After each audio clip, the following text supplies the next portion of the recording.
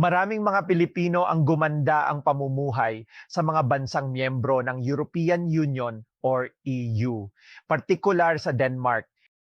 Minabuti naming gawin ang video na ito upang magbigay ng mga tips sa mga naghahanap ng trabaho na kababayan natin, lalo na sa interesadong makapagtrabaho dito at maski na rin siguro sa ibang bansa na kapareho ng kultura ng Europa.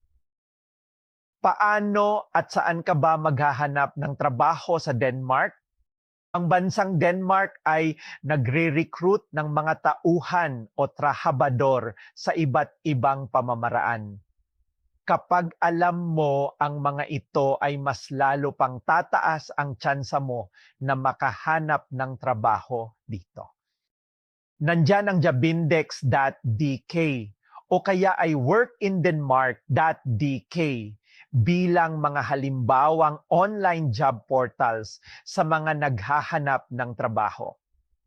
Ang paggamit ng LinkedIn ay isa sa nangunguna sa pinaka-popular na online recruitment platform sa Denmark. Ayon sa year 2024 statistics, ay binanggit na 3 milyon ang kabuuan ng mga gumagamit nito sa bansa upang makapag-recruit at makahanap ng trabaho.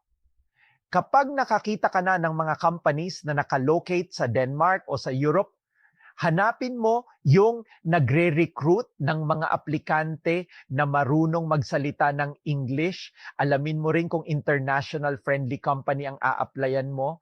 Kasi kapag sinabi doon na Danish-speaking workers only at hindi ka marunong magsalita ng Danish, ay mababa na agad ang pagkakataon mo na matanggap. Importante na binabasa mo ang nilalaman ng website ng ina-applyan mong trabaho, ano ang kanilang mga produkto, ang kanilang values and culture ng kampanya nila. Hanapin mo ang English version at sa career page ay ipasa mo ang iyong LinkedIn profile.